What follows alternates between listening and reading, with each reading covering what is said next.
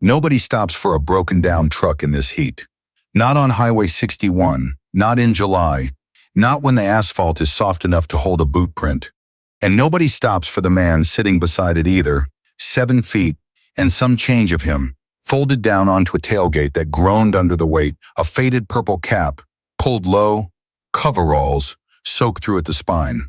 He was holding something out toward the road, a bottle of water, his last one, offering it to anyone who slowed, and nobody slowed.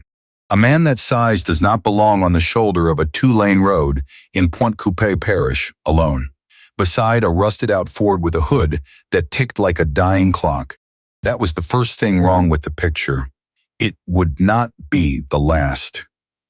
Eli Boudreau saw him through the smeared front window of Fontenot's Fuel and Feed, and the first thing he thought was that the man was going to cook out there. It was 2:47 in the afternoon. The bank sign across the highway read 101 degrees, and it had been lying low all week, so the truth was closer to 104. Eli had been on since 6 that morning, lube bay until noon, register and stocking after, because Dale Fontenot did not believe in hiring 2 people to do what he could squeeze out of one. Eli's shirt had a name patch that said Boudreau in red thread going pink from bleach. He was 26. He had been meaning to be somewhere else by now. He watched the big man out there lift the water bottle toward a passing feed truck. The feed truck did not slow. A minivan did not slow. A parish sheriff's cruiser rolled by at 40, and the deputy inside did not even turn his head. "He's been out there 20 minutes, Eli said. Dale Fontenot did not look up from his crossword.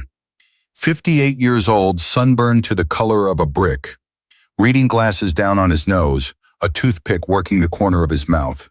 He owned the station, the feed side, the 2 tow trucks out back, and as he liked to remind people, the ground it all sat on. Free and clear, earned, not given. Then he'd walk his business in here like everybody else. "His truck's dead, Mr. Dale. He's not walking anywhere. Not our problem till he's a paying customer." Dale filled in a square. "You got the cooler to face. Go face it." Eli faced the cooler. He lined up the sweet teas and the orange drinks label out the way Dale liked. And every few seconds he looked back through the glass at the man on the tailgate. There was something about the way the big man sat. Not panicked, patient, like a man who had decided a long time ago that the world would do what it was going to do, and getting loud about it never once changed the weather. At 3:04, the man stood up off the tailgate, and even from across the lot, Eli watched him sway. One hand shot out to the truck bed to catch himself. The other pressed flat against his chest. His breathing had gone wrong, too fast, too shallow, the shoulders lifting. Eli had seen that once before, on old T-Boy Thibodeau, the mechanic who used to run the back bay, the summer his heart quit on him between a Buick and a coffee can full of bolts. Eli did not think about it after that. He grabbed a bottle of water off the cooler shelf, then a second one, and he was already moving toward the door. "Where are you going with that?" Dale said. "I'll pay for 'em. You'll pay $6 for 2 waters?" "I'll pay," Eli said, and the door chime cut off whatever came next. The heat hit him like a hand. He crossed the lot at a jog, gravel crunching. And the closer he got, the bigger the man became, until Eli was standing in front of a person so large that Eli, 6 foot even, no small man himself, had to tilt his head up. "Sir, hey, sit down for me, sit down." He got a shoulder under the man's arm, and it was like bracing a falling wall. Together, they got him back onto the tailgate. Eli cracked the first water and put it in the man's hand. Slow, little sips. I mean it, slow. The man drank. His hands were shaking, and water ran down into the gray stubble on his chin and darkened the front of the coveralls. Up close, his face was a deep, dangerous red, the kind that had gone past sunburn into something a body could die from. But his eyes, when they found Eli, were calm and dark and strangely amused, like a man watching the punch line of a joke arrive right on time. "Appreciate you," the big man said. His voice came from somewhere down around his boots. "Everybody else decided I was scenery." "How long you been out here?" "Since about 1. A dry laugh that turned into a cough. Truck drank the last of the gas, And then the temperature gauge went to church. Phone's dead. Left the charger at the motel in New Roads. Figured I'd wait for a good Samaritan. He looked back toward the road. Turns out they're rarer than the gas. You got heat sickness starting, Eli said. You need shade and you need to cool down before you need anything else. He glanced at the station. The right thing was to bring the man inside, into the air conditioning, into a chair. He already knew what Dale would say about that. He decided he didn't care. He got the man up again, slow, both of them working at it, and walked him the 100 feet to the door. And the whole way the man put one hand on Eli's shoulder for balance, and Eli could feel the tremble running through him. The door chimed. Dale looked up. His face did something complicated. Absolutely not, Dale said. This ain't a shelter. He needs to cool down or he's gonna drop, Mr. Dale. Then he can drop in the parish clinic, not on my floor where I'm liable. Dale came around the counter, toothpick jabbing. He looked the big man up and down, the sweat through coveralls, the rusted truck visible through the door, the scuffed size 22 boots. And Eli watched him do the arithmetic that men like Dale do in half a second, the sum that decides how much a stranger is worth before the stranger says a word. Fella, you got a way to pay for a tow and a tank? Because I don't run a charity, and this boy of mine's got a soft head about who he lets bleed me dry. The big man said nothing. He lowered himself, careful, into the plastic chair by the ice machine, the one customers used waiting on oil changes, and it complained under him but held. He rested his forearms on his knees and breathed. I asked you a question, Dale said. You did. The man agreed, pleasant. I'll settle up for whatever I use. Right now I'm just trying to keep the lights on upstairs. He tapped his own temple. Dale snorted.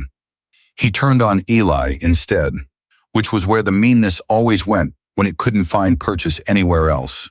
You're on the clock. You want to nurse strangers, do it on your own dime. Then I'm off the clock, Eli said.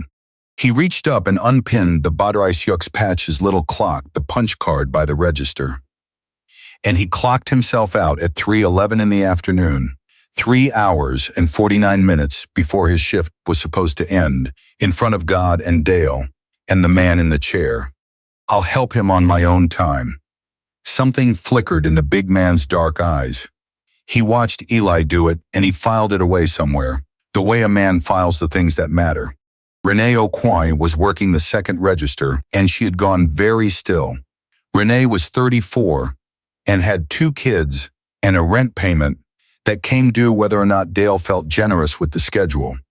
And she had spent 3 years learning exactly how much of herself to swallow to keep her hours. She looked at Eli, she looked at Dale, she looked at the enormous man breathing slow in the plastic chair, and she did what she had trained herself to do, which was nothing. She looked back down at her drawer and counted ones she had already counted twice. Eli went out to the truck. He knew engines. He'd wanted to be an engineer once, still did if he was honest, on the nights he let himself be honest, which weren't many.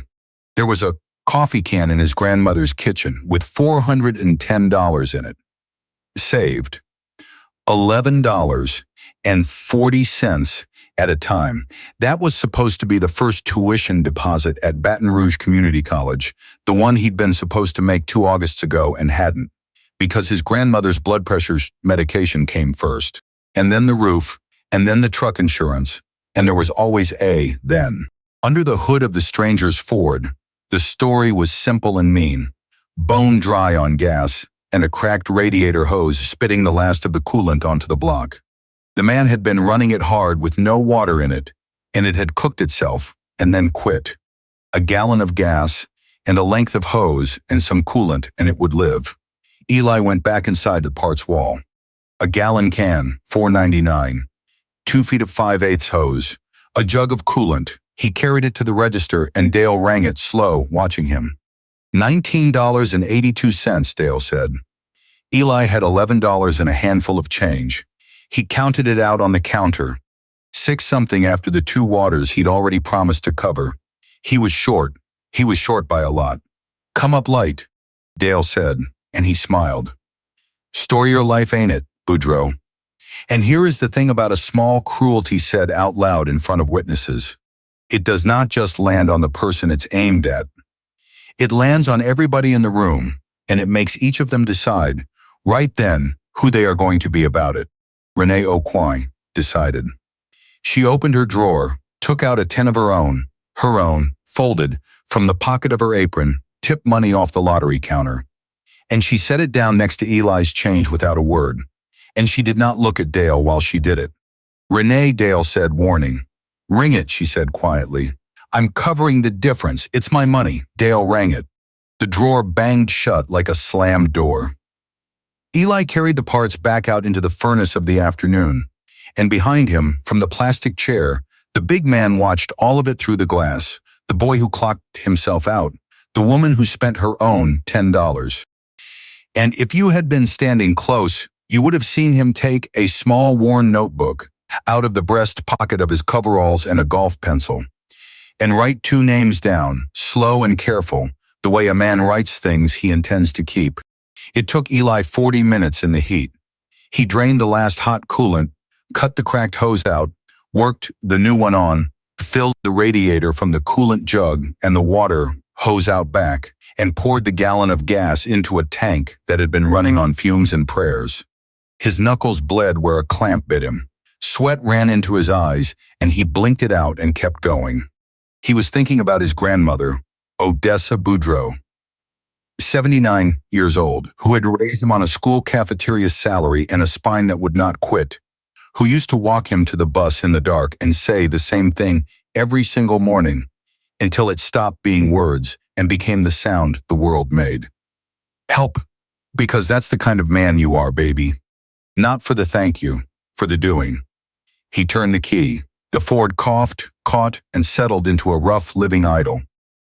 The big man had come out to the lot by then, steadier now, the water, and the shade having pulled him back from the edge. He stood over the running engine and looked at it, and then he looked at Eli, dust-caked and bleeding and soaked through, and something in his face was working hard to stay still. What do I owe you? The man said. It wasn't quite a question. You don't owe me anything. The man reached into a back pocket and came out with a money clip, a plain one, but the bills in it were not plain, and Eli looked away from them out of the reflex of a man who has learned not to want things too loudly. The big man peeled off $200 bills and held them out. For the parts, the woman's 10, your time, your hands. No, sir. Son, my grandmother's got a saying. Eli wiped his palms on his coveralls, which did nothing. You help people because it's who you are, not because of what comes back. If I take your money, I turn it into a job I did. I'd rather it stay the other thing. For a long moment, the biggest man Eli had ever seen just stood there in the parking lot of Fontenot's Fuel and Feed, holding $200 nobody would take, in a heat that bent the air, and his jaw moved like there were words behind it that he wasn't ready to let out. He folded the money back into the clip. Your grandmother, he said. What's her name? Odessa Boudreaux. The man nodded slowly, and Eli had the strangest feeling the name had gone into that little notebook too. And yours. Ely. The man put out a hand the size of a first baseman's mitt, and Eli shook it. And the grip was gentle on purpose, the way strong things are gentle when they've spent a lifetime learning their own strength. I'm not going to forget this. You don't have to remember it. Just drink water and get where you're going. The big man climbed up into the rusted Ford, and it sagged and rose, and he pulled out onto Highway 61 heading south toward Baton Rouge. And Eli stood in the lot and watched the truck shrink to a shimmer, and then to nothing. Behind him, the door chimed. Since you clocked yourself out, Dale said, you can stay clocked out. Go on home. And think real hard tonight about whether you got a job to come back to, giving away my inventory to bums. Eli did not answer. There was no answer that helped. He got in his own car, an 89,000-mile Corolla with a check engine light that had been on so long it was basically a nightlight, and he drove home to a small house with a tin roof at the end of a gravel road, and he told his grandmother he'd helped a man whose truck died, and he did not tell her the part about maybe losing the job.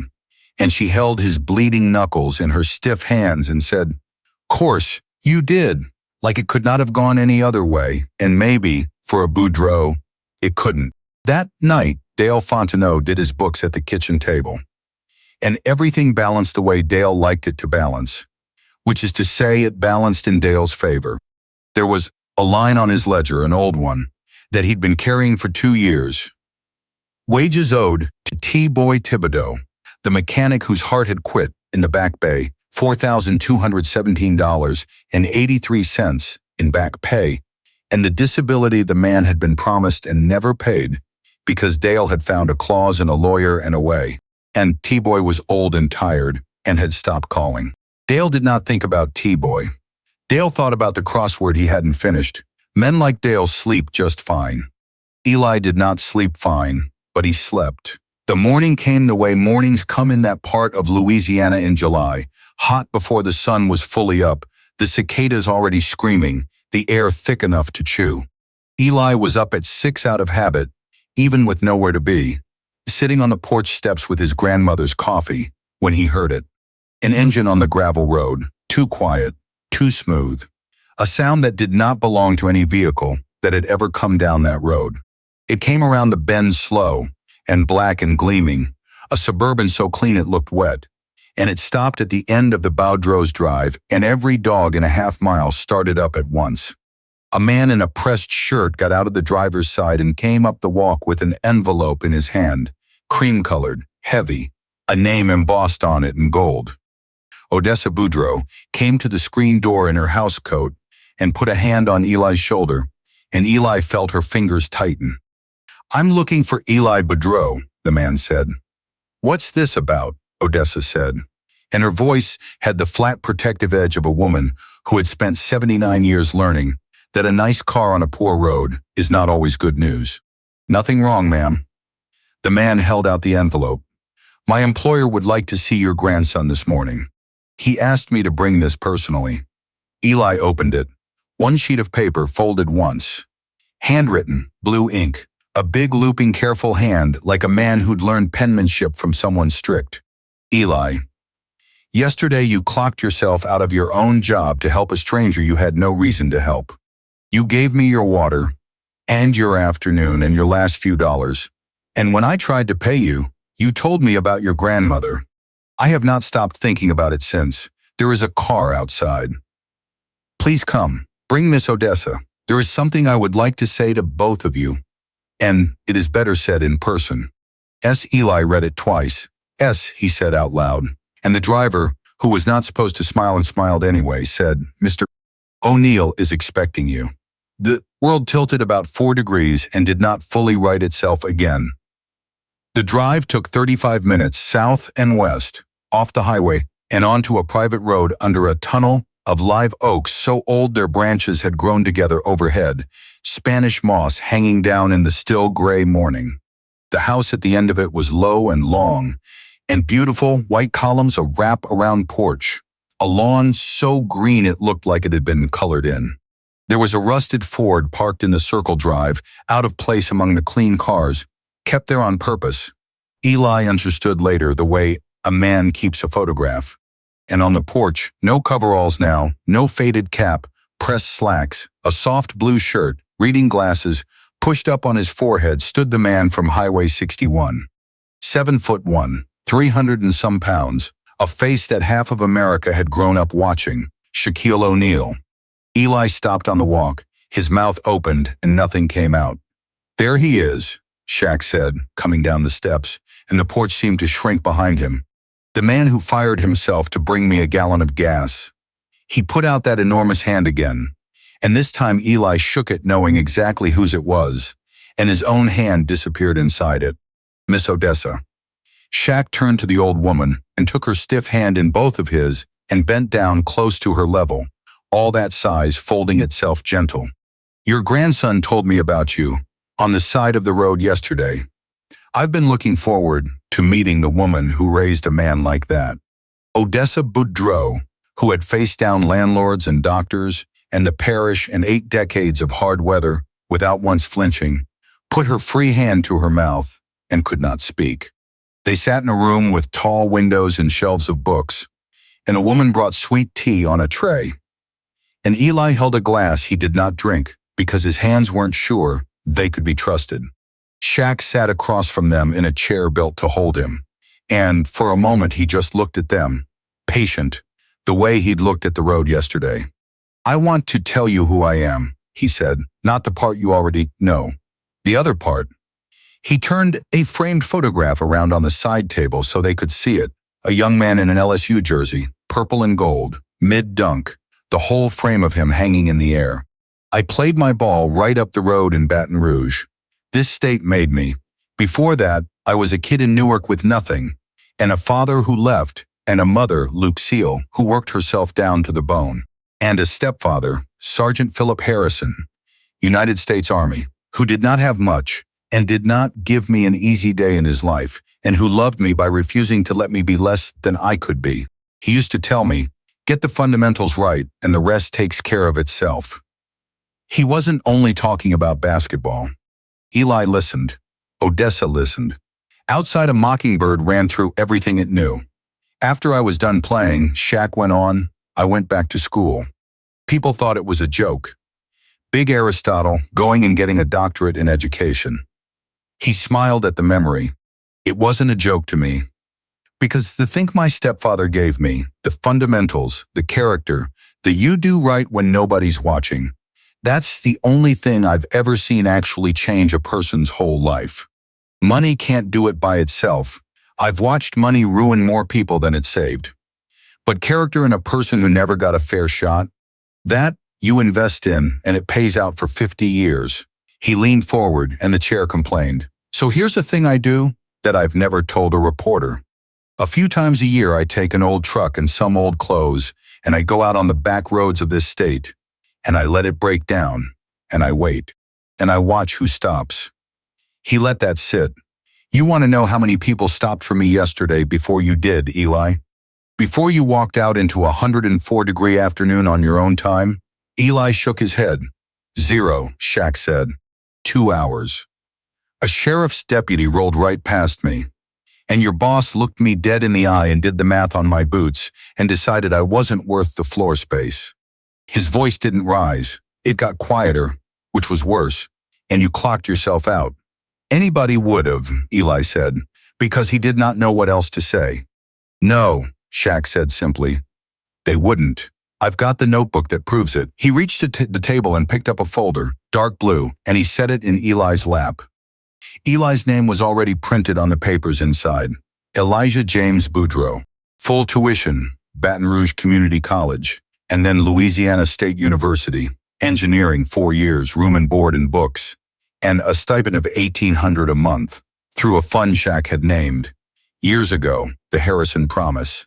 After a sergeant who never had a dollar to spare and gave away everything that mattered.